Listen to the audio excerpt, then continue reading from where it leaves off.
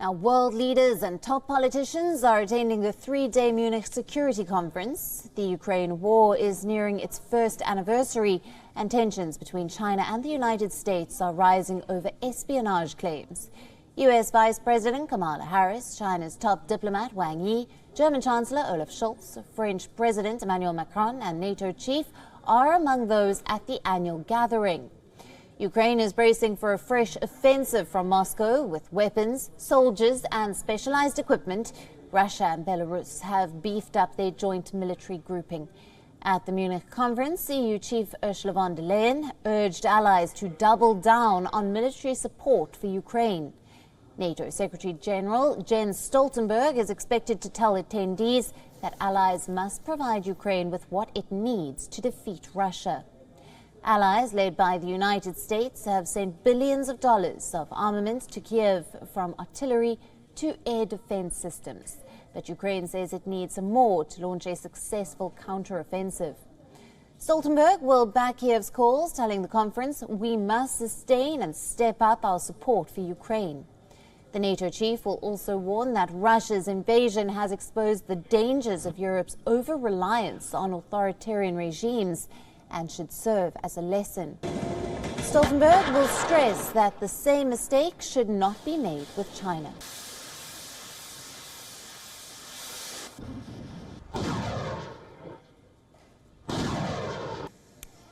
Bringing you all the latest as the world leaders and top politicians are attending the three-day Munich Security Conference. Now, Ukraine war is nearing its first anniversary.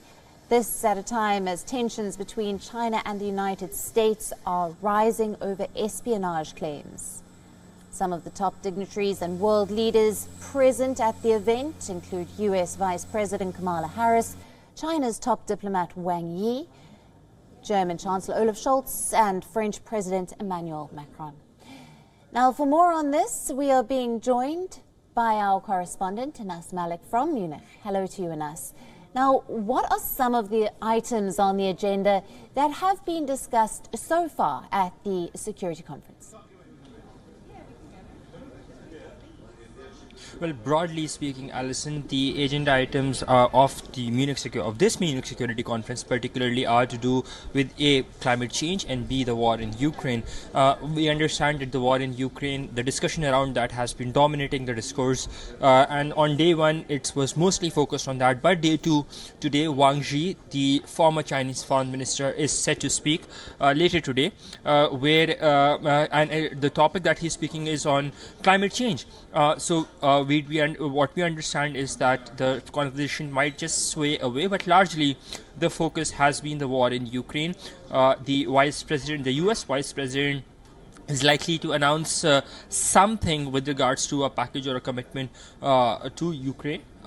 That's what we understand. The U.S. Secretary of State is on a panel, sharing the panel with German Foreign Minister Annalena Baerbock and the Ukrainian Foreign Minister Dmytro Kuleba.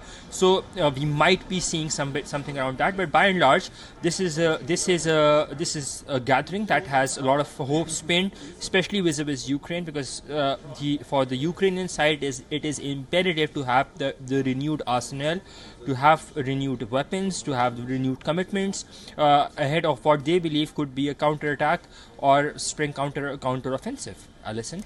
Right, and that is along the same lines as what EU Chief Ursula von der Leyen said at the Munich conference, urging allies to double down on the military support for Ukraine. Take us through the implications of this statement.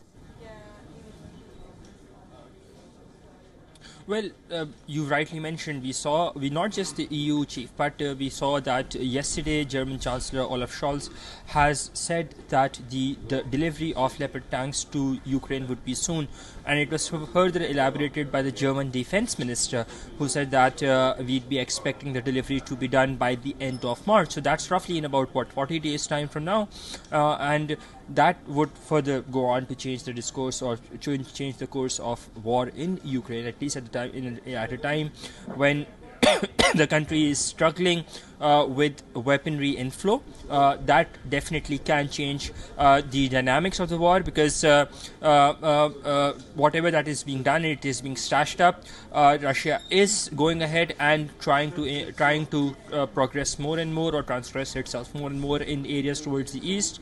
We've seen the fall of Soledar and the encirclement of Bakhmut, where particularly in the area of Bakhmut, we've seen that the Russian forces have been resisted by Ukrainian and allied forces. So these arsenal that might be coming in from Western allies of Ukraine might just help the Ukrainian side in order to give a pushback furthermore to the Russians. Alison? Anas, thank you very much for bringing us all the latest details out of Munich. And let's go back to the Munich Security Conference, which is currently underway, and UN Security NATO General Secretary Jens Stoltenberg is addressing the media. To see the price Russia pays, or the reward it receives for its aggression. What is happening in Europe today could happen in Asia tomorrow.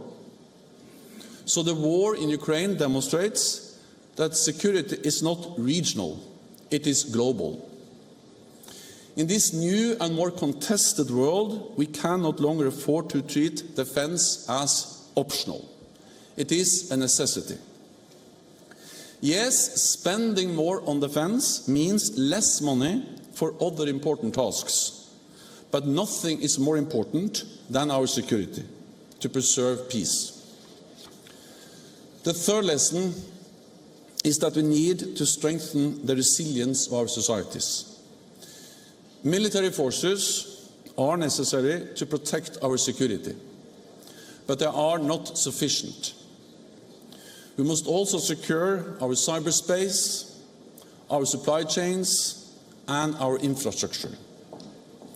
The war in Ukraine has made clear the danger of over-reliance on authoritarian regimes. Not so long ago, many argued that importing Russian gas was purely an economic issue. It is not. It is a political issue. It is about our security. Because Europe's dependency on Russian gas made us vulnerable.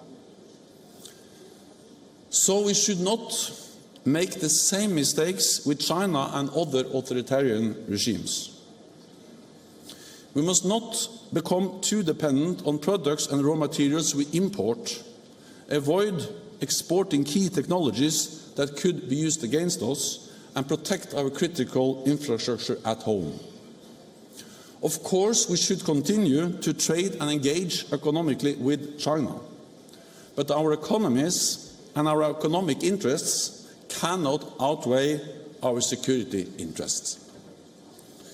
So it's only right that we protect ourselves. But in doing so, we must remember that trade among friends and allies makes us stronger and more resilient. We must not create new barriers between free and open economies. The most important lesson from the war in Ukraine is that North America and Europe must stand together. In a more dangerous world, we need our transatlantic alliance more than ever. Without NATO, there is no security in Europe. So this is not the time to look beyond the alliance. This is the time to strengthen and enlarge our alliance, to promote peace, protect our shared security, and defend a global system based on our values and international law. Thank you, and then I look forward to our conversation.